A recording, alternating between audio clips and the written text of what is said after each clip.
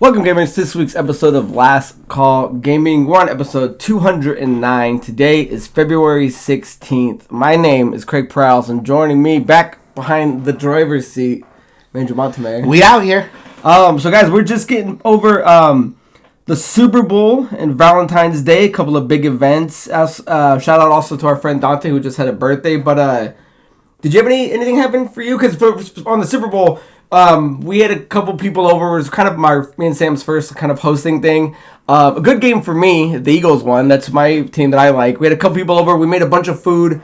I sent the closer friends the invite. I sent you one. You said you were kind of doing some plans. Did you have a good time? What'd you go do? Yeah, I already had plans with my mommy. Would you just go eat? You stay at home or? Yeah, usually we just do something at the house and just like watch the game together and just hang out. Nothing like crazy. Oh, I wish you were here because Sam made this bomb ass macaroni, 2 different kinds of sliders, meatballs and stuff. Man, it was pretty yummy. And then of course, hopefully everyone had a nice Valentine's Day. I know I did.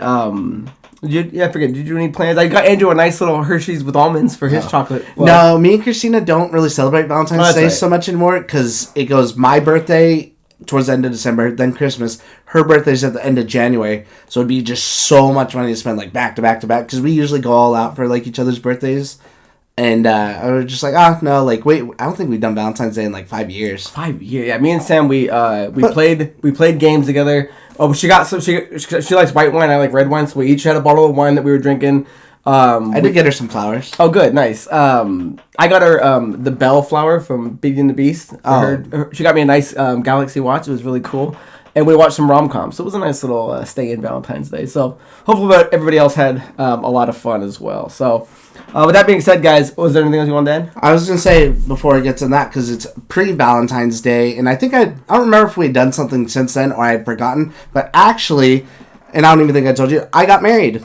Oh, and this is how you're going to drop it on me. Yeah, because I forgot, and I made sure I wrote it down. I was like, I haven't really told anyone or said anything, because me and Christina just went and did something small just for ourselves, because we have the baby on the way, and we'd rather put the money towards the baby and stuff like that. But it's superficial, so I'm officially married. Dude, was that the ring you were talking about earlier then? I thought you meant her proposal ring. No, that's her ring that actually was messed up. Okay. I didn't know my ring size, so when I went out there, I got mine. Because I was trying to, I was like, I don't like wearing a ring. Like, I don't want to wear one. She's like, oh, but I got to wear one. I was like, I'll tattoo, because I think that's a little stylish. People do that, get a tattoo of a ring around your finger, just like a nice it fits you strip perfectly. Or something like that. And it's like, no, it's not the same. And so I was like, okay, so I've been looking at like different ones, so I am going to get something. You sly, slippery dog here. So guys, you heard it here first, and congratulations to Mr. and Mrs. Mandrew Montemayor. Thank you, bro. Awesome, man. Congrats. And hopefully down the line there's a cool party or something we can have. But we're thinking about maybe something at the baby shower since we already have everybody coming anyway. So. That sounds perfect. So awesome, guys. So if you're listening to our that's awesome. Our YouTube show. Make sure you like, comment, subscribe, share, hit the notification bell. If you guys are interested in following us on our social media, our Linktree link is in the description. You can take us to our Facebook, our Instagram, what have you. And if you guys are listening to the audio-only version of this podcast, you can find us on your podcast platform of choice, whether that's Spotify, iTunes, CastBox. Find us where it's easiest for you. So before Andrew and I dive into our main story, we like to do What Are You Up To? Where we take a second and talk about what we've been playing and what we've been watching. And as the newlywed man, what are you up to? I take forever to watch anything, as everybody knows, unless it's like a really good movie. But shows, for some reason, I feel like it takes me a while sometimes. So even though I love it, I just watched Castlevania Nocturne, and that was after Geno just watched it, and then obviously you watched it first. And I really like it a lot. Like, I don't understand what people are like complaining for. I know a lot of people want like, oh, well, where's the Symphony of the Night adaptation? I'm like, okay, well, there's tons of time to do something down the road. Why not do like a beginning... Yeah, an original cool thing with original story, flesh out some of these people like a little bit more. I know a bit more about Orlocks now, even though obviously it's different from the game. Sick. Which, it wasn't until because I had never seen it before, it wasn't until I saw Nosferatu that's where the name Orlok came from. Because I remember you asked me one time, like, does that name come? I was like, I don't think so. I don't know. But when I saw that movie, I was like, oh, okay, cool. And I think the bigger thing, too, that, like, I see a lot, one, beautiful art style, that's not what anyone complains about, but, like, oh, it's just too, like, woke, there's, like, lesbians and blah, blah, blah, and this and that in there, and I'm like, I don't really understand like what Castlevania you've ever looked at, because if you look at a lot of like the art style for that, even something like Symphony of the Night, Alucard's got like very feminine features. Yeah, or sexy vampire kind of stuff. Or like if you play any of the ones on PlayStation, I think it's Curse of Darkness, where they show Isaac for the first time. Obviously, he's way different in the show, but the Isaac on there is wearing like a weird. It's almost like a torn up. It's almost like a torn up like Borat G-string, and then like just his legs are like kind of covered, but that's a little torn up. But like he literally just has like a bulge, and it's like a big V coming out, and like most of his chest is coming out, from what I remember. That it's always been like a little bit of like stuff like that, which personally isn't like a big deal. So I don't understand the big complaint. How did you like all the god stuff though? Like with getting into the whole sun god stuff, and because that was the biggest thing I was having an issue with. Like if all this stuff's diving into, if this is from hell, and then these guys are all clerics and dedicated to God. It's like, well, these are primordial energies that are pieces of what a godlike entity would be, or I don't know. How did you like that whole thing? I like that they're adding more into it and like kind of adding deeper into the lore, because there is like so much of this mystical stuff that you can't. Oh, like he's just a vampire because he's a vampire. It's like, no, because of this with hell and everything like that. So I do like it. It does get like a little bit confusing, and I don't want to say takes away from it, but when you have to sit there and like think about it, and it's so much, it just sometimes. I do prefer simplicity, like Frankenstein's monster, just because someone created him, not because God brought a soul into him while Dr. Frankenstein, whatever. I don't need that deep an explanation sometimes for stuff. Yeah. And then as far as playing anything goes, I just beat Sniper Elite Resistance. That just came out on the Game Pass, I think like a week and a half ago. Yeah, it kind of snuck up. It was just there. Yeah, and I've never played any of these games before. It's a lot of fun. I really enjoyed it. I think you'll really like it a lot, because you can play it co-op front to back. Oh, wow. The only problem that you would have with it, depending on who you play with, is that only like level achievements unlock for somebody if it's something. God, I hate that. If it's something like, I think like kill somebody from this far away, or I don't know that the kills track, like get 150 kills with guns or whatever. I don't know that the random things track versus I think just the big ones, or maybe it's vice versa. It was something like that. Did you play with somebody, or did you beat by yourself? I was playing with my brother, but he doesn't really care about achievements. Okay, so you guys pop them all up. Yeah, but the co-op was fun. Well, he only played like 2 levels with me, and he's like, this is just a little too slow for me. But I personally really like that. It's really fun. I really like the idea too that they're like, if you're using a sniper, it's on like a sound range. Even if you put a suppressor on there, obviously it's still going to make noise. But if you're really far away from somebody, you're just taking these far shots. Depending on the difficulty, there's like wind resistance, bullet drop. There's all kinds of different things, and there's certain levels too that add to it. That like the city you're in might be getting bombarded, so there's things flying over, and so it's creating so much noise that's when you want to take your shot to like kill people. Like, and so you're getting into the mission, and it's not too big a level. I mean, they're big enough, and you have your normal objectives, but you'll find other stuff to do throughout it. So it'll be like help the resistance, or destroy these files on the resistance. Like if you happen to come across a library, it wouldn't tell you that. It would just be something you come across. Or there's certain ones where you have to kill certain high value targets, which again, you don't have to do to complete anything. It's just a side thing. And then they take it a step further too, where you can unlock stuff. So like if one of them will be like, make this guy fall off a dam, and when the dam's under construction, so he'll walk out onto a platform that's under construction, and if you shoot the post holding it, it'll collapse, and the dude will like fall off the side of the mountain and die or whatever. So there's just so many different ways to play. And then of course, if it gets too like, once I get caught, I just pull out the gun and I just start going to town. So you can't get aggressive with it. Yeah, because you start with a rifle, an SMG, and a pistol. Oh, cool. And then just doing different things, beating levels or killing those people in certain ways or doing extra missions will let you unlock the guns. And then you can customize them further. Like, do you want a longer scope, shorter scope, adding the suppressors, the reloads. And then as far as anything else that I've been playing, I did play Ninja Gaiden Black 2, which also dropped on Game Pass after Ninja that. Gaiden 2 Black. Ninja Gaiden 2 Black, excuse me. Yeah. After that Xbox event. Yeah, Developer Direct. Yeah, that game was awesome. Yeah, that game, because Ninja Gaiden's a game we both played and beat. It came out on January 23rd, 2025, and developed by Team Ninja. Dropped on all platforms, but free on Game Pass. And yeah, I'm very curious of what you thought of it, because I know it's not your type of... We both like different versions of like fast, hard kind of games. Like I just recently beat Stellar Blade. A lot of people kind of compared that to like Sekiro, but I know you're way more into. And I play like Devil May Cry and things like this, and you play obviously the Souls-like games. How was this for you? Because I've never really played any Ninja Gaiden games. But is this your first dipping your toes in the water for the first time? Yeah, this is my first one. I actually really liked it a lot. It was actually pretty badass. And I just understood it for what it was, though, because there's just obviously some over-the-top stuff. The story was cool. I like the demons. But some of the things, even though it is like a remaster, remake, whatever, it's just... I felt like I was like fighting the camera the whole time. That's like one of my biggest gripes. That, or there's certain enemies too, like where you get surrounded and you just get stun locked, and there's like nothing you can do to get out of it. So you get hit.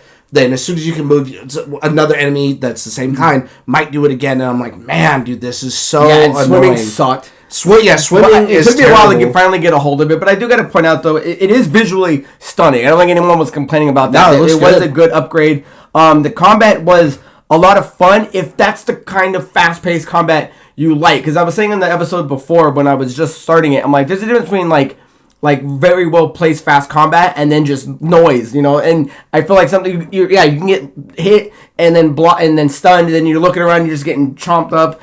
Even on easy, it's hard. Even on easy, it's hard. I thought the boss fights though were pretty cool. It had a lot of different. There's a boss at pretty much at the end of every chapter, and I think there's 17 chapters.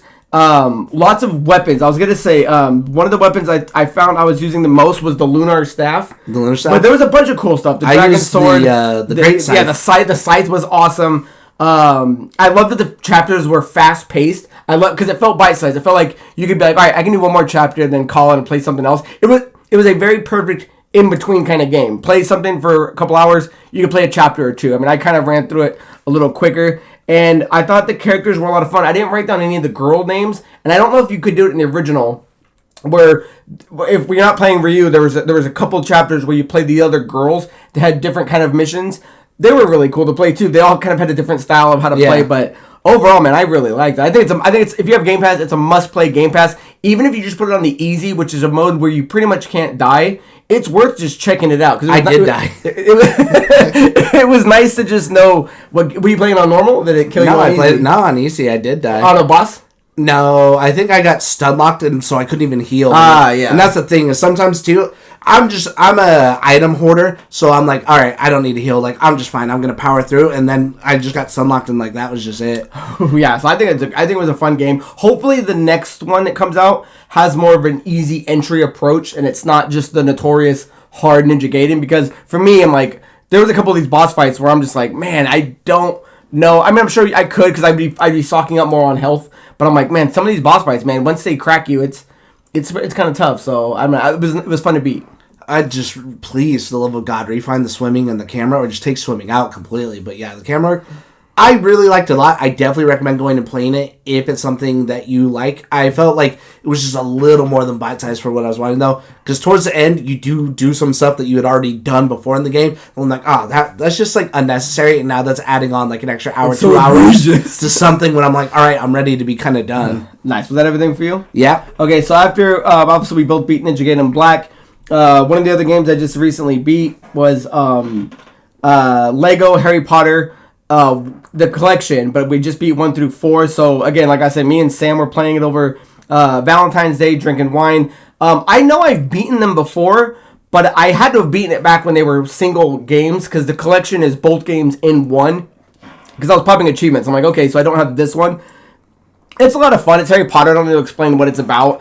The only thing I don't like is like, man, can Lego games get it together with the achievements? It was going back and forth of being like, we'd both beat the level and we'd go both achievement would pop, and then we play the next one and it's like she'll get something for turning something, and like I'll switch to the character and do it, and it wouldn't pop, and at the end only one of us got to beat it. So that's my biggest gripe with Lego games. But she doesn't really care about achievements either, so I actually have a separate file. So after we beat them, I run back through and I beat them by myself just as quick as I can. Well, I guess you found your player 2 for Sniper Elite then. Yeah. So we actually had a lot of fun playing that, and then hopefully by next week comes we can knock out 5, 6, and 7.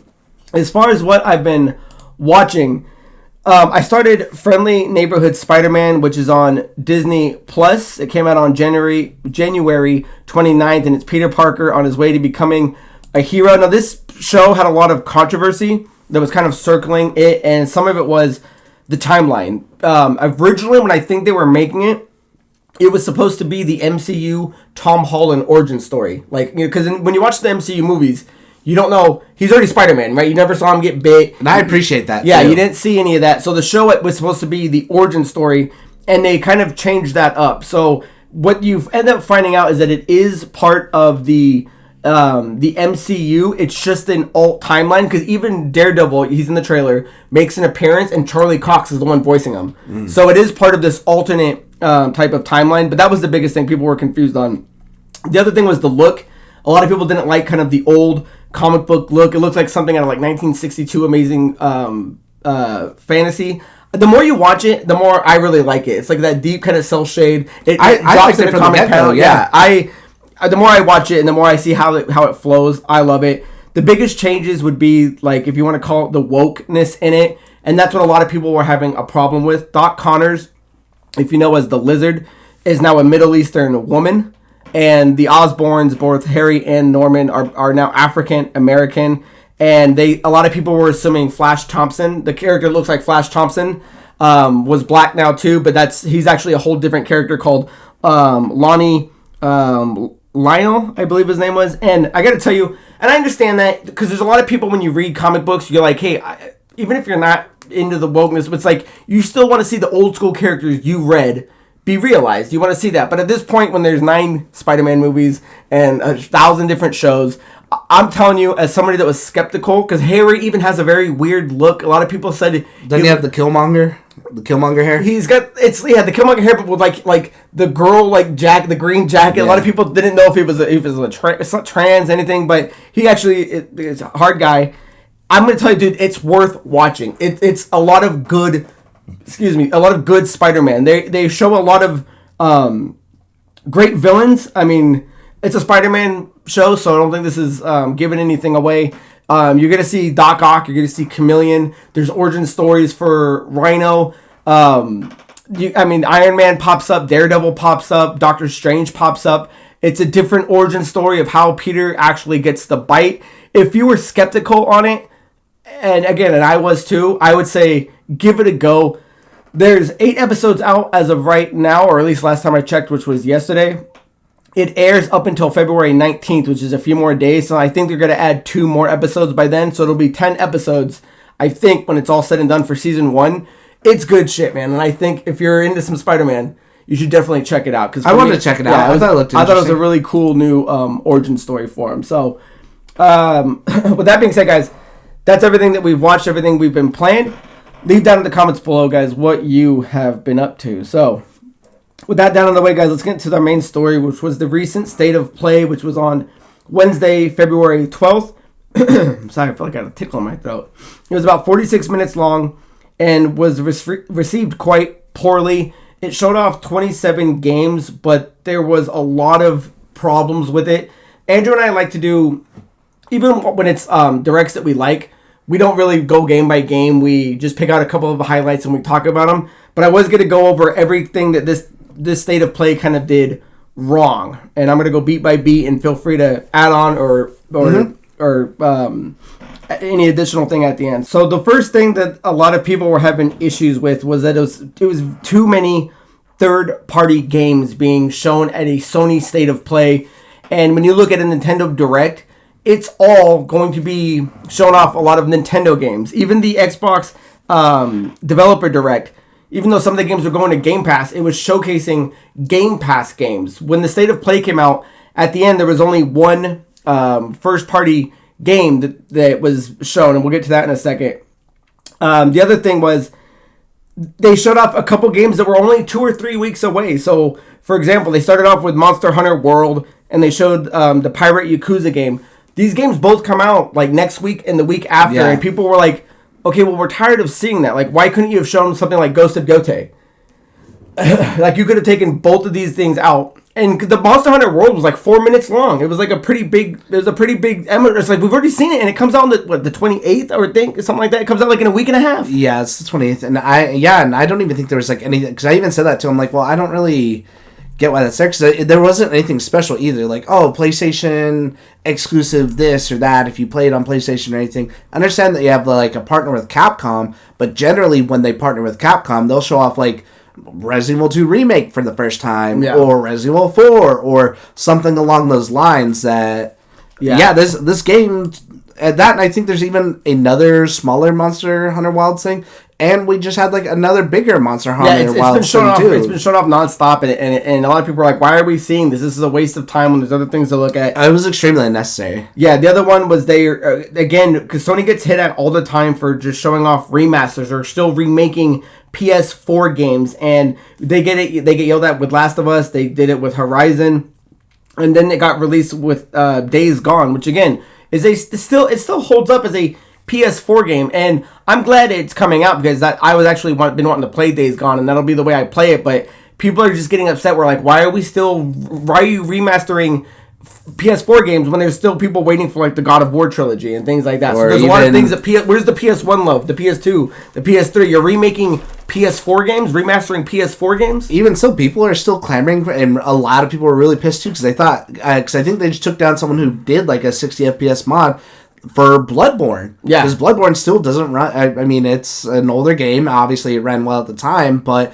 still a much faster, better running version. People have been clamoring for it, and they just refuse to do anything Clamoring, they say. So, and of course, the biggest reason people were upset was there was no, besides one, no first party or exclusives shown. Now, the one they showed off, I believe was at the very end, was Soros, but it was just a cinematic trailer, and they said it was coming out on 2026. This is the next Housemarque game after its success with Returnal, and they were showing off that it was Housemarque's 30th anniversary. So real quick, I do just want to touch on this because I think this is really the only PlayStation thing that they showed off. So it says, after Returnal, we knew we had created something special and award-winning, but we also knew we wanted Returnal to stand on its own. With this in mind, we decided to create a new IP which evolves our deep third-party action and deep third-person action and mysterious storytelling.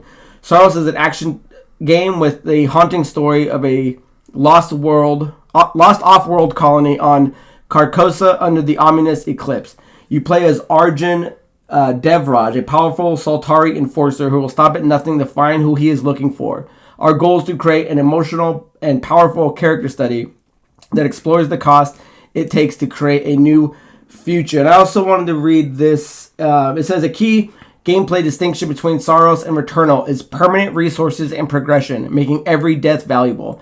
After every death, you will face a changed world, but in Soros, you will be able to choose and permanently upgrade your loadout from an evolving set of weapons and suit upgrades to come back stronger to overcome the challenges you face on Carcosa. Now, and again, which is weird that they still only showed off a cinematic trailer when you can look at later on a game like Onimusha that had something come out in 2026 as well and had gameplay. So for them to drop something that was a cinematic trailer, the one thing that was PlayStation only, it wasn't what anyone wanted to see. So there's a list of games that are coming out that are first party that people were expecting to see. And out of the 27 games, you could have dropped 15 of those and added any one of these. I'll just read off a couple. And it's like, where were any of these games? You've got Death Stranding 2, which we already saw kind of some trailer and some stuff about, but it will release first on PlayStation and then come to Xbox, I'm sure. I kind of want to jump in on that one for a second. That just came to Xbox, so I wonder if that's why it wasn't here, is because technically it's not first party anymore. But I think they did release, like a PlayStation timed release for a year or two, because that's probably what will happen with the number 2. I was gonna say, I think it's next month, and I think it's even a Sony hosted like state of play thing that is specifically just for Death Stranding, and that's like next month. So that's why I was like, I was expecting to see something there, but maybe that plays a part of it. That one is just super curious. But something I would have liked to have seen that over half the other things that we saw. Ballad of Antara. I don't know if anybody remembers this game, and I wish I would have showed you a trailer before we started if you remember it. This game I think it had like a 15-minute gameplay test, which shows off a lot of good stuff, but that was 4 months ago. It's like, if there's that much footage out, where's this game coming out? Obviously, I mentioned Ghost of Yotei. The biggest one that or the two I would say that people were looking forward to, where's Marvel's Wolverine? Yeah. That was something people were dying to see. Marathon is a game people are dying to see. Sword of the Sea, Phantom Blade Zero, Fair Games is another one a lot of people have their question on. Where Minds Meet, and the last one was Intergalactic, the Heretic Prophet, where when that game just showed recently, I forget what it was on, it got beat up, and a lot of people were talking negatively on it, and it's like, this would have been a perfect opportunity for you to show us something a little bit more to change the whole narrative on a game that everyone's disliking at the moment. So to really drop the ball and make it a third-party showcase, a lot of people feel it was a waste of time, and I think Andrew and I, it's always fun to get together and watch stuff like this anytime it's out there, because there's not much out there to group up. There's no E3 anymore, so this is always kind of fun stuff, but it's called the Sony State of Play. Give me the PlayStation titles, and when there's that much, when there's those many games that you could have been talking about and you didn't, I can see where people were extremely disappointed, and I know we were let down. Yeah, I was gonna say, like, for the biggest one, like, Sauce, you couldn't show anything else besides that little CG trailer that was just like nothing, and that's, I think, part of the problem is, I would say, when they showed off Wolverine, at least that's a more hype trailer to see Logan sitting there, whatever, than whatever it is that they showed. I was like, okay, whatever, like, versus... And there's already a bunch of Wolverine stuff leaked, so it's like, that has to have been cleaned up by now, because I remember a while They gotta ago, have something, at least, something in there. And these are all games that are to be announced, and it's just, I don't get why you didn't talk more on PlayStation things and went in that direction. I'm hoping, and again, this is just speculation, has nothing to do with anything, I'm wondering if...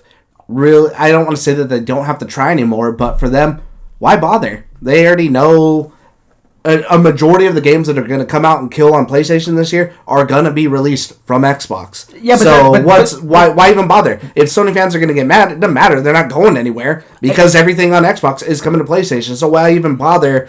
Are you saying why bother releasing this or putting PlayStation games? No, why bother having this stellar showcase that blows people's minds and tries to do whatever and make it like an event, like a cool show, like they used to. Why bother?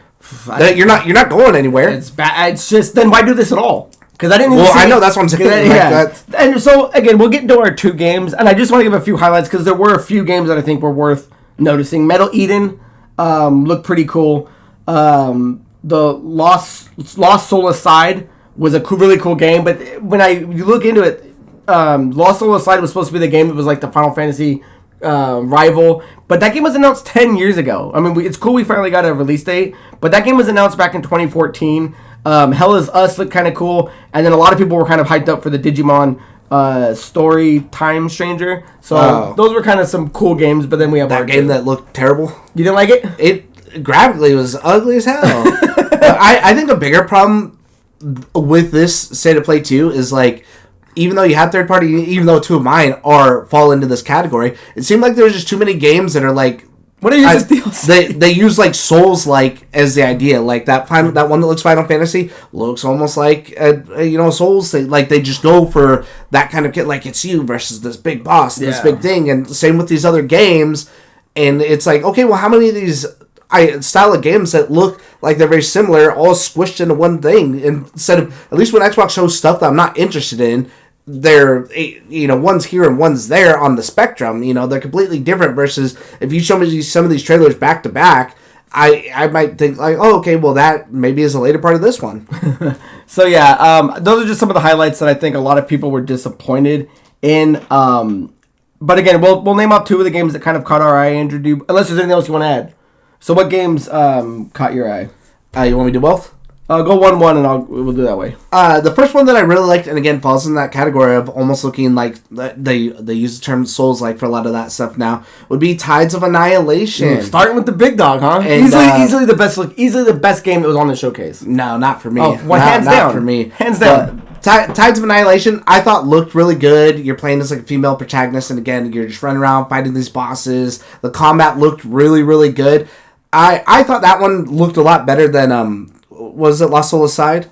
The Lost Soul Aside, yeah. Yeah, I thought this one looked way better than that one. Hands down, way more interesting. Because that other one to me almost looks like I think the character even looks like Noctis from like Final Fantasy 15, like just a different version of him. So I thought this one was really interesting, and I think what's did you write down who made it? Oh no, I should have. I forgot. I know the following day, I haven't watched it yet. They did have like 11 minutes of gameplay, and again, this is one that shined and was good because it actually had gameplay. It wasn't just a trailer showing off this is what it could be, or here's this, but you have no idea what the gameplay's like. And surprisingly too, I think it was the next day, or like a few days after, it actually dropped on Xbox to purchase by mistake. Oh. And so a lot of people ended up buying it and then realized that they couldn't download it, but it still didn't have a release date or release time frame, but you could purchase it and it was $22. Oh, damn. So if it's on there, I'm in. Yeah, hell yeah. And it's made by Eclipse Glow Studio. And yeah, to me, that was the best one of the show. It's because it's I read more into it. It's like it deals with like the Arthurian legends of like King Arthur. You play Gwendolyn and things like that. So and it's set in like a different time frame of like London. And there's like all these different knights and stuff. Yeah, so I thought that was a great idea. I thought it looked fantastic. So as far as my game that I'm gonna shout out was Shinobi Art of Vengeance, which is a new entry. Beautiful game. Yeah, it looked fantastic. New entry into the beloved franchise that will launch on PlayStation 5 and 4 on August 29th, 2025.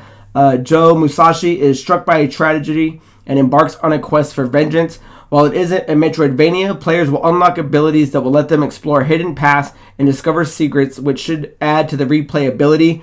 It's being developed by Sega and the Streets of Rage 4's Lizard Cube. And Streets of Rage 4 was awesome. Good. I loved it. We all played it. I played it a few times through. Great art style. It looked... The art style was obviously awesome. It showed off a couple of different style of weapons that he was attacking. It kind of had a Ninja Turtle vibe when he was on the surfboard and he was ripping through it. I kind of got some Contra vibes when some of the levels were going more vertical and cruising up. So I'm not sure how difficult it's going to be. Again, Shinobi's also a game that I never dived too far into it, but this looks like a really cool intro into that series. So I was really hyped for that. That was good, especially too, as soon as it came on the first set, because we actually, I don't know if we mentioned, we actually were in a party watching this together, but I love the art style for that. That was fantastic. A beautiful game. Yeah, so they're coming off of a good one. So yeah, I'm looking forward to that. My number one, coming summer 2025 this year, is Lies of P Overture. And this that's a good name, Overture. This is DLC for the game, for Lies of P, which was personally my game of the year, I think, in 2023 when this came out. And I would actually put Lies of P in my top 10 favorite games of all time. And I've tried other Souls clones like Mortal Shell and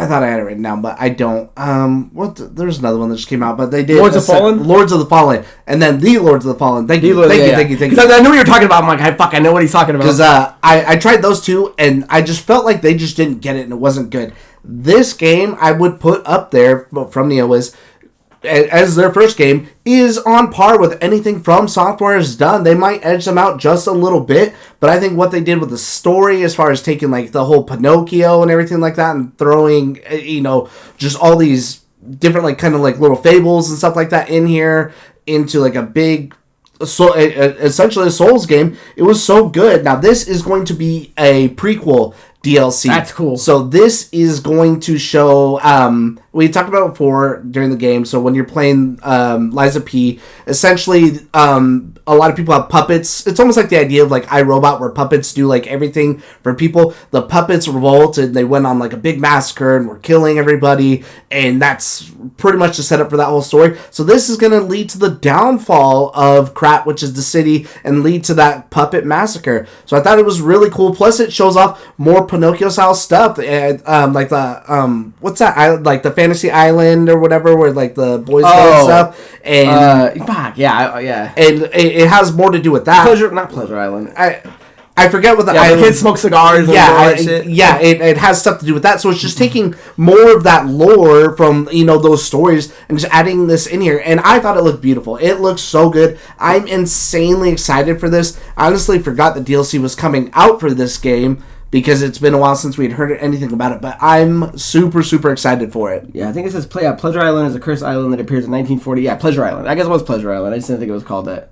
Yeah, it looked really cool. I actually really like that one. As far as my second game, it was Onimusha Way of the Sword, which actually you kind of get two, because they're showing that they're going to remake Onimusha 2, which is, again, another remake, but at least this was from PS2.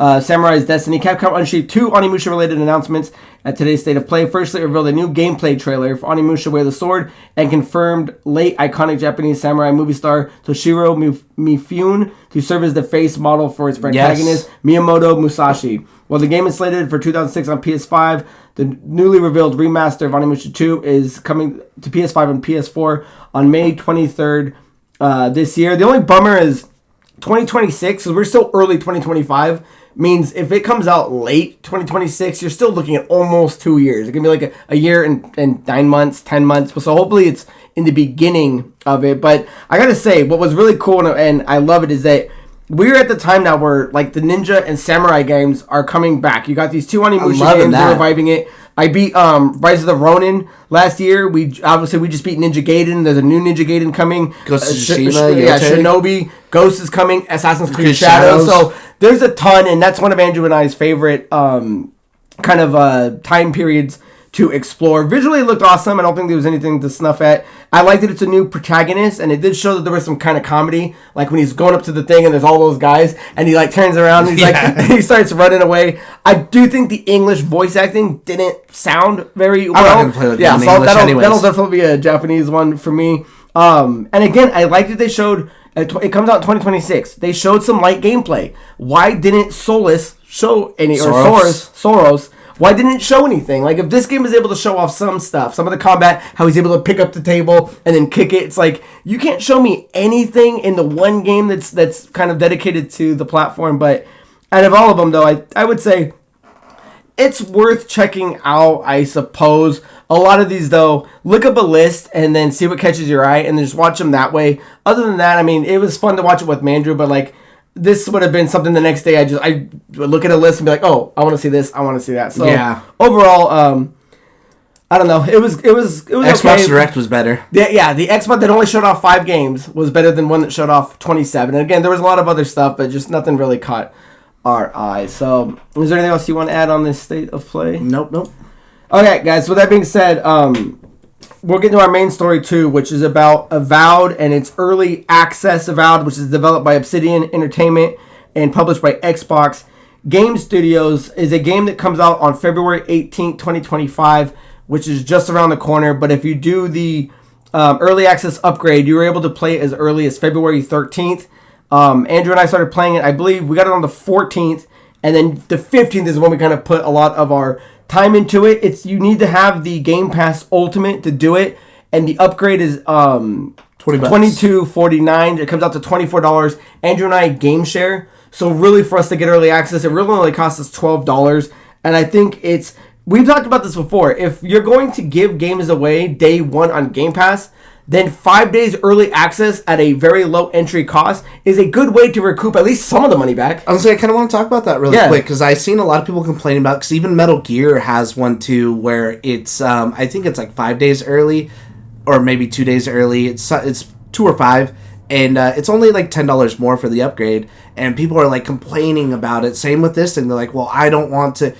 This thing I'd already seen like on charts, was already charting on Steam, and doing buku numbers, which is good. So that means that people were paying the upgrade edition. It's like, when I'm already getting this for free, what's $20? So I don't understand what people are complaining about, because at the end of the day, this is a hobby. You don't have to pay for it. And people, I want to experience the game at the same time as everybody else. And it's like, okay, well then go on like media blackout. Like, do you complain when you don't see a movie day one and people are talking about it? I just don't watch any trailers or reviews or anything like that. But I've seen a lot of people complaining about this, about Metal Gear, and they're like, oh, it's scummy. I'm like, in the case of Metal Gear, it might be a little bit different, because the game, you're gonna pay full price for that. Yeah, that's where I see the biggest differences. But still, for $10, I don't think that's a big a deal. Like, if you can't afford $10, then I don't think that this should really be like a priority hobby for you. And I can't speak to everyone's financial situation, but come on, $10? Yeah, cause that's the thing too, is like Metal Gear is one thing. It's coming out, you're gonna get it and play it whether or not. I wouldn't pay $10. I don't know if I would pay $10 to get it. I'm paying the $10. But on a game and I'm looking at it from Xbox's point of view, you're already giving the game away. Yeah. You might as well try to recoup some of the money and charge $20. So for Xbox, and again, if you think you don't want to pay for it, that's fine. But I think Xbox, everything that comes out day one on Game Pass, I think there should be an option, and it has to be 5 minimum. Because if it was 2 or 3 days early access, No. I don't think I'd want to do it. Like, give me a good full week, because one of the things I kind of liked about it is... We were actually a day late. we were a day late, my friend, is that the game actually isn't too long. So one of the things I was kind of thinking is like, well, how long is Avowed actually going to be? 50, 70 hours? Is 5 days enough to actually see enough of it and then keep cruising? Actually, the game's actually not that long. You can actually really beat it within this 5 days. I was looking it up. If you're just kind of cruising through the story, it takes around 25 hours if you're just doing the main quest. Perfect amount of time. Yeah, and if you're doing a max completionist, around 50 plus. I was under the impression, I kept hearing Avowed was huge. I was under the impression the main campaign, would be 50 and then 75 and up. So me hearing this, I was like, oh, perfect. So for the price and for the time, I think it's a very well-deserved entry point, at least for people like us, and especially that want to review it and kind of get it over with. $12 for me is worth getting it done a few days early, because there's a lot more games coming out the rest of this month. I was going to say, I'm in a worse boat than Craig, because Craig's got some time. I have Monster Hunter coming up, and then right after, within 2 days of Monster Hunter is the new Yakuza, and then within like a week or two after that is Assassin's Creed Shadows, which I think would probably be your next big game. So you don't really have anything for a while. I got to start hammering things out. Yeah, I got to start working on my the backlog and start catching up things. So for me, I'm like, for me, 12 or $20 would have been like, okay, cool. I get the game early and I get to knock it out. But I understand how that's not really for everybody. But with that being said, for a game that's only 20, 25 hours, how are you liking the size of the game so far? Because there's a lot of map that you can go look at, but you don't necessarily have to. And there's a lot of the reason you should be doing it is there's a lot of fast travel spots you can get to. So as of right now, we're playing, Andrew and I are roughly, let's call it maybe 8 to 10 hours in. So again, we're not trying to spoil anything. This will be a light just review on what the game's about, to give you an idea if you want to play it or not. But are you finding yourself running around the map a lot? Are you mainlining the quest? No, I thought maybe I might kind of try to mainline it because of the other stuff I have coming up. I'm finding myself and I think that's how you can tell when it's like a good game, is that instead of just trying to run through the story, I'm really enjoying it. I'm finding myself going out of my way to do these things, and I do like those sides of the map too, because even so, it doesn't feel like like Skyrim, where like you can see this big map, but it's going to take me at least 40 minutes to get to the other side of it. I would say like even for me going across, it takes me 40 minutes to get from A to B, but that's because I'm doing everything in between versus just walking in a straight line trying to get there. And it is a fog map, just to be clear. So like when these maps pop up, the line you're walking is what's going to kind of reveal it. And the other cool thing is once you get to a new area, there's different maps that you can start going to. And I think they said it's less than 5 or so. So, I just wanted to kind of touch on a couple different things we can go over, if that's okay. Then we'll kind of just give you guys a little bit of what's going on. So as far as I have character creating and story first. The plot is Avowed takes place in the Living Lands, a diverse region within the world of Eora. The Living Lands features a range of environments from lush forests and arid deserts to sprawling caves and valleys. Players assume the role of an envoy from the Adir Empire tasked with investigating a mysterious plague known as the Dream Scourge. And as the game starts, you find out that you're a god-like character when you do the character creation. We can get into some of the options in a second. I find myself kind of confused in the beginning until you understand that this is part of the Pillars of Eternity series. And if you're interested in actually being a part of that lore, on Game Pass right now is Pillars of Eternity 1 and 2. And that does explain the godlike and the lore and all that a lot deeper. Or watch a quick video to kind of sum it up, because I was a bit confused. But you said you kind of caught up on it, and it makes a lot more sense now that you're making the character and what it's all about. Yeah. And how do you like the overall plot? The Dream Scourge, the look of the godlike, the voice. I like the idea of it. It'd be hard for me to say like it's kind of like Greedfall, where you're looking for something trying to eradicate this disease. And I was going to say almost like Last of Us. The way the Dream Scourge looks is because it almost looks like the wildlife, the plant is like reclaiming whatever out of people, because they're all like mutated and kind of not rotting, but they have all this like foresty kind of stuff growing out of them. Foresty stuff. I really like it so far, and I'm really liking the world, where I'm finding myself too. I'm just stopping, talking to people, doing whatever quest, just because I'm having fun. I don't think there's anything else out there right now that is like this, that I'm like, dude, this is perfect. and it doesn't feel to me when I'm playing it so far anyways, like when the next Elder Scrolls comes out, I know that thing's going to be huge. That as soon as you start it, it's, I don't want to say daunting, but you know that there's so much where I'm like, no, I feel like I'm totally capable of handling everything within a good amount of time for the amount of time I want to put in. Yeah, and this is, if you've been looking to scratch that itch of an Elder Scrolls type game, this is it, but with some breaks kind of put on it. There isn't a lot, there's a little less to it in terms of like, there's no real guilds to go to. There's no, there's like infinite sprint. So there's a couple of things that, I wouldn't say it's more of a, like a kid's version of Elder Scrolls, streamlined. But it's a little more tighter. Was there anything about the character creation at all that you wanted to dive in terms of the looks, in terms of how you can make your character? It didn't seem like there was a ton of options, but I like it. I thought it was good. It's colorful, that's for sure. Yeah, there's really a lot of options for how you can make a person. I went with a girl. Usually, I generally always go as a chick. So I really like it. I turned off like the god features though, because I felt like that was a little lackluster. I'm like, man, out of all the god, like this is all there is. There was like 8 things, and it's all like shells over your head. I really didn't care for the look at all, and you can toggle it off, but people with the dialogue are still gonna see it on you. I like that, and talk to you that way. So I like that. I thought that was a good I think thing. the dialogue is all pretty cool too. Yeah. So I think the only thing I kept was out of like for the godlike stuff is there's like, it almost looks like scarification where like people like cut into their skin or whatever, and it's like under your cheeks or whatever. But under your cheeks. As far as like everything goes, I mean, I really I enjoyed the character creator. I sat there for probably at least like 40 minutes creating my person. See, I really care less about that stuff, and I always go all out. I loved that it was like not a lot to do with, so I was just like dun dun dun dun dun dun dun. I like too so far. Like I'm not wearing a helmet, so I'm seeing my person's face like all the time. So I'm like, okay, cool. I look cool. Well, that's another thing too. I was gonna say, are you playing? You're playing third person then? You can play third person? No, I'm playing first person. How are you seeing your face then? Because when you're talking to people and the dialogue comes back, you see your person standing there. Oh, okay, yeah. So there's an option to, if you're gonna play it and you don't know that, you have to turn third person on in the settings, and then you can go into the settings and switch it back and forth, or you just hold R3. Because I thought it was click. I'm like, because every other game you click it, like and Skyrim and stuff. And it wasn't working. I was like, that's weird. And you actually have to hold it for like a second or two, and you can pop back and forth between first and third. I didn't know that. I was like pushing. I was playing in third, and I was like, fuck. I must not have the first one. I must not have held it for long enough too, because I'm like, it's not going. So maybe there isn't third person. Maybe that's coming later. I thought there was, because it's the same thing too with like, I'm like, man, dude, I'm tired of walking with my stuff out. How do I put it away? Like I'm holding it. Yeah. I wasn't holding it long enough, I guess, to where I'm like, I googled it and I'm like, I guess I just wasn't doing it long enough. Well, I find myself doing, because I'll go into town and do third person just so I can see more of the area. Yeah. And then when I'm out and about and I'm doing caves and dungeons, I switch to first, and because I just feel like the fighting is a little more easier. And with that being said, let's do the characters and backgrounds first, because I want to get into classes. So after you start it, you can pick these different backgrounds, and it's kind of your entry point into the world. You can do Arcane Scholar, Court, Aguar, Noble, Scion, Vanguard, Scout, War Hero. Now this is just a starting point of where it's going to allocate your points.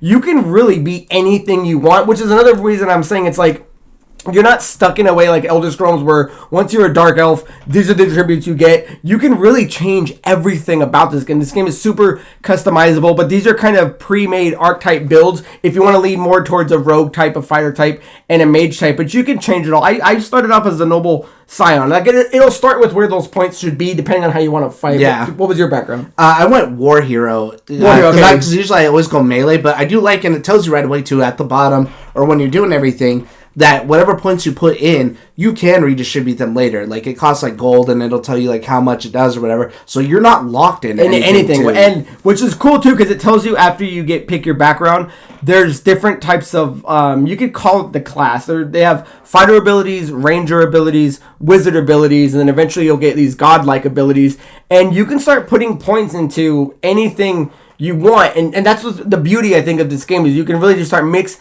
and matching, which is and then we can kind of lean into the combat of there's 2-weapon fighting. I mean, we've seen the trailer of how the combat kind of works. I would say what I do like is not just 2-weapon fighting, but if you push Y, you can have pretty much like an alternate loadout. So you could have like a sword and shield, and then you could have like a magic book and a mace or A something grimoire. like that, a grimoire and a mace or something like that. So you have to go into your menu and change everything. So essentially you could have 2 loadouts, or let's say you have a dual-handed sword that takes 2, and then you could have a single-handed sword and like a shield or something like that. So I like that a lot because I keep my arrows in the offhand, so that way I don't have to sit there and fumble through the system. So I'm good. Right now I have like a frost axe and a shield, and then I'll switch over to the arrows and like try to get people from like long range. See if I mean can your like, bow and stuff, because you have infinite arrows. Yeah. Oh, I really appreciate that. That was also too. another Yeah. cool. That's one thing. This is a really cool entry if you've never played games like Elder Scrolls, because again, like I said, there's no stamina when you're running. You have infinite arrows. You can set up the 2 builds and switch easily. I think combat in this game is what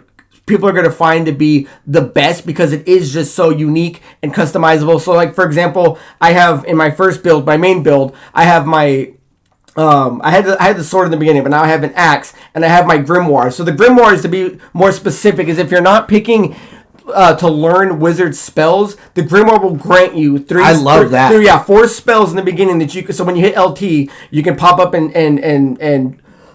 excuse me, and shoot them.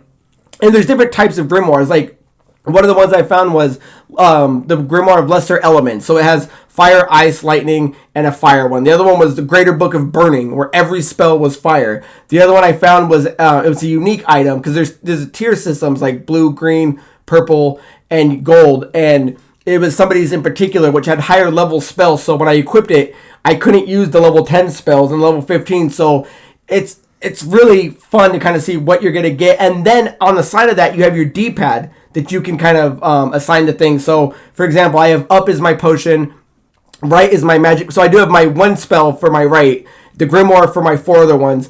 And then once you get companions, they have abilities that you can do. So I have left is the dude that shoots his musket, down is the guy that shoots tango root, and then RB are my bombs. And then I switch it. Another one, I just found this badass like purple dual-handed sword. So that's the 2 ways I'm fighting. How are you fighting? I would say right now, just because I'm trying to get it out of the way, I was using magic for a little bit. I do try to stealth a lot of people a lot. That's the other cool thing too, is all the stealth you can do. Yeah, so I'm trying to stealth people a lot. And then my primary one, just for the achievement, is I'm using a shield. And so I'm trying to parry people and then hitting them with the axe. And I really like, too, a lot of the effects. So, like, I have a frost axe, and it doesn't do it on everybody. But sometimes, like, you'll get into, like, it seems like, especially if you charge it, you'll get into, like, a killer combo. So, like, I'll hit them twice, and the dude's frozen. And that person will hit him again.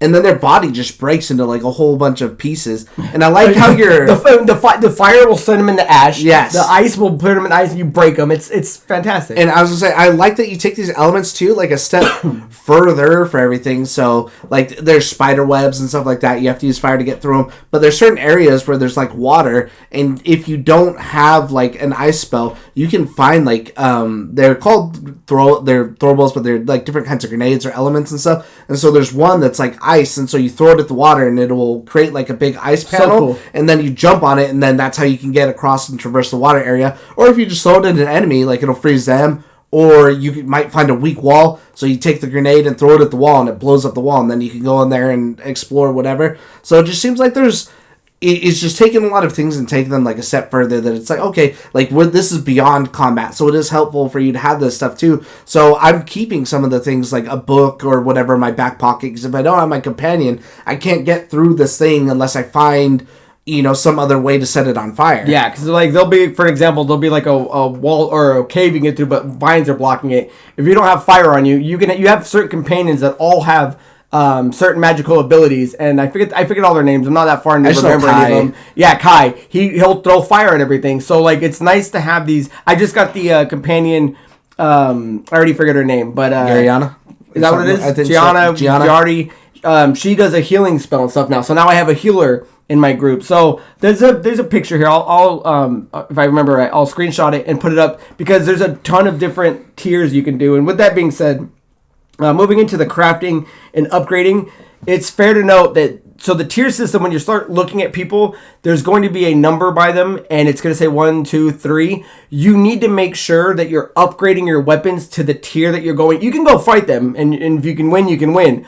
but you take a big reduction in the damage you deal if the weapons you have and armor you have aren't matching what they are. So make sure you keep an eye on that, because I went to one, I'm like, I'm crushing everybody. And I went to this one, I was like, damn, this is actually pretty hard. And I was like, oh, these are level 2 guys, I'm level 1. So I upgraded all my shit to 2, went to the next camp and wiped them out. So I would say make sure you definitely keep an eye on it and pick up everything, because you can break everything down. I'm hoarding everything. And one of the biggest tip I can give you is there's no consequence for stealing anything. I don't know if you have to turn the setting on to make everything light up, but take everything and there's no punishment. So even if they're looking at you, you can take everything you want. So sell as much as you can that you don't need, and then break down everything you can, like weapons that you're not using, to get crafting gear so you can start boosting up the stuff you actually want to use. So I'm saying I like that it doesn't feel intrusive. So it does say it'll tell you like once, like if you're fighting people and they're gonna be too strong, they have a skull next to their thing to let you know that they're too level. So it's not like too high level.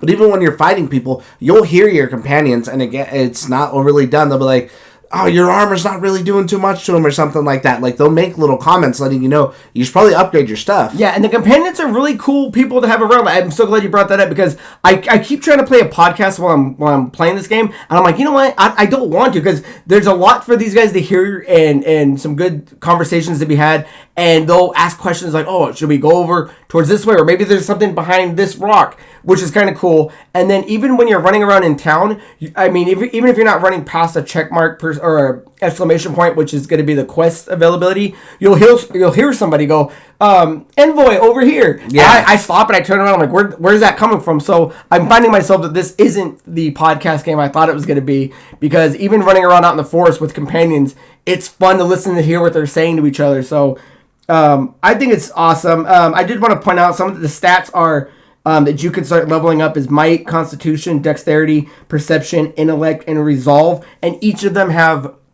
2 abilities, or like a passive ability that you can use. The other tip I would say is try to get all of them to level 5, because up until level 5 you get a 3% bonus on every percentage that's going to increase. Everything after that starts going down from 2 to 1. So get as many to 5 as you can, or that you want, and then after that focus on the main skills, or the main stats that you want that are going to boost up the play style that you want. So I don't know if you knew that, but yeah, everyone will get a nice big bonus. And the other cool thing too is the higher you have a stat in, you're gonna get these different dialogue options. I was gonna say that, which is a lot of fun. It's a very D&D, but how you liking the dialogue and all that? That's just what I was gonna say. Is I like the option on there too. So it's got classic stuff where like you can just attack, but you can try to talk your way out of any situation. Because I think I did one, and you. I think I even did that on like the Outer Worlds, where I beat the whole game and on the hardest, but the easiest way to do it was just talking your way out of every situation. Whereas this, I am attacking people just to get like the achievement, and then after that, I probably won't, because I'd rather just talk it out. As much as I love fighting and doing stuff, I love have like the dialogue option to try to like persuade people, or like you can lie to people. I think what I appreciate the most about this thing is that what you say is generally, I haven't seen anything so far, so I could be wrong, but so far, it's not one of those things where like, oh, Craig said hi to you, what, reply back, and I'm like, oh, sup, it's like, what the fuck do you want? And like, you're offending them now, and it's totally the wrong dialogue, the wrong inflection for like, what was even worded on there. Yeah, something like that, to where I'm like, okay, that's not even anything closely remote to what I wanted. Yeah. So I'm really liking it a lot so far. Yeah, I would say, was there any other tips or anything else you want to go over? I mean, as of right now, I don't want to dive too far into the story, it's on you guys to play, but that's kind of the fight, that's the combat. That's the kind of the spells and the way that the systems are set up. Those are a few tips. And is there anything else? I would say just explore everything. Pick up everything and sell it or dismantle it, and there's no punishment for grabbing everything. Yeah, if you pre-order the game, make sure you have to set up like a camp. There's there's a special stash box in there that's got like some pre-order armor and stuff in there. One of the first ones that you get really helps with like your equipment load, to where like I've never even been close to filling up my stuff, especially because I'm breaking everything down. Oh, something I do like too is when you are picking up a bunch of loot and stuff, you can just you don't even have to buy it. You can push X, it'll take it out of your inventory and send it to your stash box. So you don't have to worry about dropping stuff and coming back for it later, or like moving slow because you're over encumbered and you can't make it. What a cool feature. Whatever. Just so easy. I love that. Yeah, and then you were saying earlier too, when we were off camera, the transmog ability to you want, which is a cool feature in a lot of games like this, is if you like a certain look, you want to keep the way that armor looks, click it, switch it over, and you can keep doing it as you're switching out your gear. So overall, man, you know what? I meant to have the list pulled up, and I forgot. But this game is running from 9s to 4s in some outlets. Which is crazy. And a lot of people look at IGN as kind of the benchmark.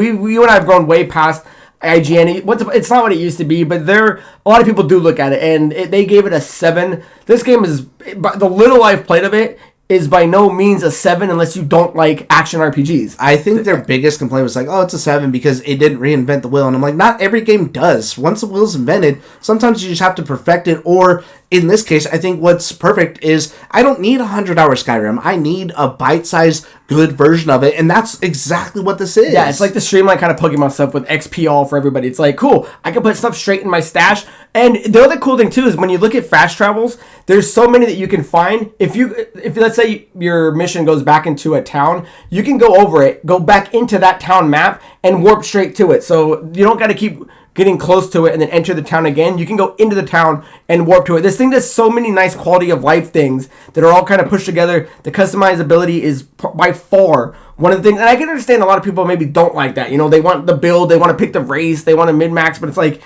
you can just be whatever you want, and I would highly encourage to respec if you don't like it. It's not that expensive. I was looking at, I think the first one for the stats is like 250. I had like 6,000 gold. The first one was like 250, and I think doing your abilities was like 700. So like it's not. I don't think it increases. So it's not that expensive to play around.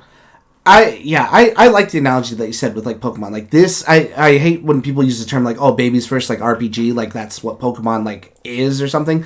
But yeah, this isn't like it's a time older Dragon Quest or Final Fantasy or all these things or Elden Ring where you have to put in all this time to figure out whatever. But it's not just so simple either. You do kind of got to read and build out your guy a little bit. But I would say it's perfectly in between. Like it's right where it needs to be. If you didn't have anything else, do you have any negatives? Did you even think about it? If you like, I can start with one if you need to think about something. I don't really have any. My negatives were so much what I think other people would have. That it doesn't have the, like, there is no stamina let down. And all the things that I think people wouldn't like, or I've already kind of said, but to me, I like them. I'll say, I like that you can infinitely run, but there is stamina when you're swinging your weapons. Well, yeah, when you're doing combat, but yeah. But I think my biggest complaint about this so far is just kind of like the menu is a little clunky. Oh, the menu is yeah. The menu is clunky to where like I feel like sometimes I'm getting especially too because it's a, like, let's say a blue on a white or something like that, and then when you're over something it's kind of like a lighter shade, that I'm getting lost a little bit with where, like, not going up and down, but when I'm trying to get from like character to abilities and it's stuff not that like big that. of a highlight. I get like a little bit lost on that, and I don't know if there's something I can switch on that. And something I was trying to Google, and maybe you know this, I don't know if you can. I think something I hate the most in games is something when you're going to be looking at your map a lot and there is no just quick map button. I hate having to push the menu button, and I opened up in abilities, and now I got to scroll all the way to the map. Why can I not just hold? You let me hold buttons or other stuff. Let me hold select for a while, and that bring me auto to the map, because you are going to spend a lot of select. I know, I tried that and it didn't go. So unless there's some other way to do it, that's. And those are gripes at best. That is my only complaint about this game. Actually, that's fair, because the game's so fun that I'm like, it's like I hate slowing down. I do want to bring up one other thing too, and I don't know if you changed it. Is what mode are you playing on? Because they do have like a quality mode, a graphic mode, and then like a balanced mode. I don't even think I remember checking. I think when it first starts, I think it's on high quality mode where it like goes for like graphics and the frame rate might go whatever. And I haven't really, unless there's a lot going on. I've had one where like the frame rate like dip a little bit, but it wasn't really bad. Yeah, I don't even think I even checked it. But I think I might have just switched mine to balance just because, and I did this right at the start too, that I was just like, okay, like I don't want to like experience whatever. And I think I was playing on balance for a while, but then I think I went back to the high quality mode. Okay, yeah, I'll have to check that when I start playing again. The only other thing too that I just like that there's options. Oh, I love a good option, and I don't know if there is a way, and you found out, is I don't think you can, because you get a lot of weapons. I don't think you can put any armor or weapons on any of your allies. Can you? They only have what they have. If there is, I haven't found an option to do it. No, not that I can. I wish that would have been, because it's kind of cool when you play like Elder Scrolls. You find some cool armor, you put it on your companion. So that is one kind of thing that I wish it had. But other than that, I think the game is 100% worth playing on Game Pass. And maybe a little too late now to get the early access, but definitely check it out. So, guys, that is the end of episode 209. We'll see you again on episode 210. And until then, my name is Craig Perales. That is Mandrew Married Montemayor. Cheers. Hey, we'll see you in the living lands.